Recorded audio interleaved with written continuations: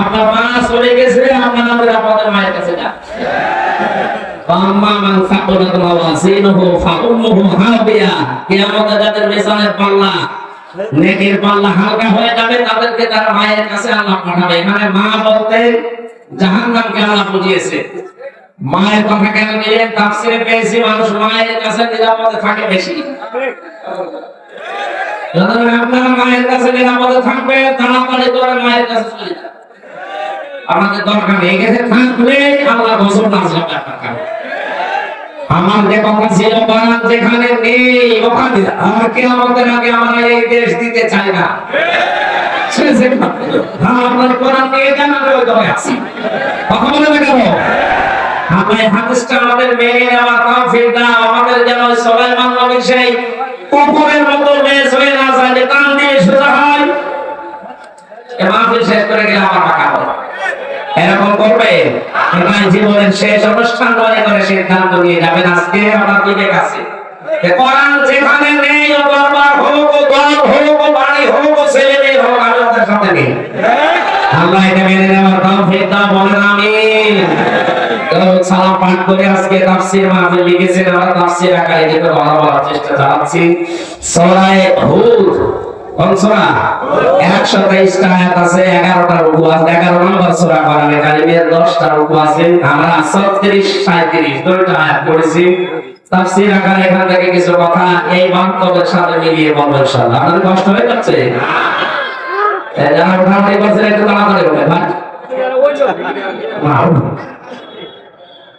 তাড়াতাড়ি একটু হবে, তাড়াতাড়ি পানি চলে যায়।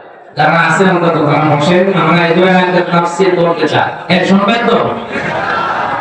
জবান খুলে কোরআনের আয়াত পড়ে না। আউযু বিল্লাহি মিনাশ শাইতানির রাজীম। বিসমিল্লাহির রহমানির রহিম।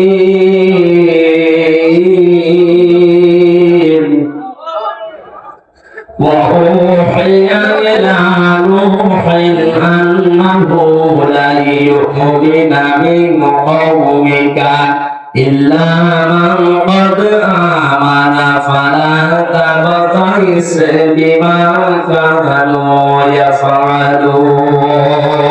বলেন আল্লাহু আকবার। এই পৃথিবীতে লক্ষর উপরে আল্লাহ নবী পাঠিয়েছিলেন মানুষের হেদায়েতের জন্য। তার ভিতরে অন্যতম একজন নবীর নাম হযরত নূহ। 25 জন নবীর নাম আল্লাহ কোরআনে দিয়েছেন, তার ভিতরে অন্যতম নবী হযরত নূহ আলাইহিস সালাম। একদিন দুই দিন না, ওয়ালাকাদ আরসালনা নূহান ইলা কওমিহি ফালাবিসা ফীহিম আলফা সানাতিন ইল্লা 50 আমা। 50 বছর কম 1000, তার মানে 950 বছর তিনি একা আলে দাওয়াতি কাজ করেছিলেন। 950 বছরের ভেতরে দাওয়াতি কাজের রেজাল্ট হচ্ছে মাত্র 80 জন আল্লাহর পথে এসেছে। হয়তো অনেকে সফল না ব্যর্থ? বলেন বলেন। আরে ভাই, দাওয়াত দেওয়ার দায়িত্ব আমার, হেদায়েত দেওয়ার দায়িত্ব আমার না। কার? উনি 950 বছরে মাত্র 80 জন পেলেন। এরপরে জাতির লোকেরা আরম্ভ করেছে, দাওয়াত যারা গ্রহণ করে না, ওরা যদি বসে থাকতো মেরে দেওয়া যেত। বসে তো থাকে না, ষড়যন্ত্র আরম্ভ করে, আর বারবার নবীর কাছে শুধু আযাব চায়। কি এত ভয় দেখাও? মরণের পরেই হবে, কিয়ামতেই হবে, ওইটা আমাদের দেখাও। এই যে উদ্যত্ত প্রকাশ করেছে আল্লাহ, এইটা সহ্য করে নাই। রব্বুল আলামিন এবার নূহ আলাইহিস সালামকে পাঠালেন। ওয়া উহিয়া ইলা নূহিন আন্নাহু লা ইউমিনা মিন কওমিকা।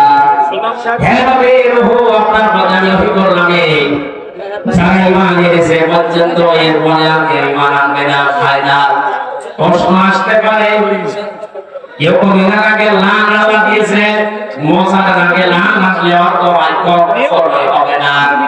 হেদায়েত দেওয়ার জন্য আল্লাহর উদ্দেশ্য নবী পাঠানো। সেই নবীকে যদি উনি বলেন যে না আর কেউ ঈমান আনবে না, শুধু না অবশ্যই আর কেউ ঈমান আনবে না। তাফসীরে তাবারাক করে মুফাসসির লিখেছেন, কারণ অনেকগুলো পেয়েছে, আমি একটা বলছি। হেদায়েত থেকে মানুষ চিরবঞ্চিত হয়ে যায় ওই সময় যখন নিজে অপরাধ করার সঙ্গে সঙ্গে এই পৃথিবীতে প্রেরিত পুরুষদের বিরুদ্ধে উচ্চারণ করে। ওই সময় প্রেরিত পুরুষ ছিল হযরত নূহ সাল্লাম, যিনি আল্লাহর নবী। নবী মানে সংবাদ বাহক। আল্লাহর পক্ষ থেকে যে সংবাদ তিনি নিয়ে আসতেন সেটা শুধু অস্বীকার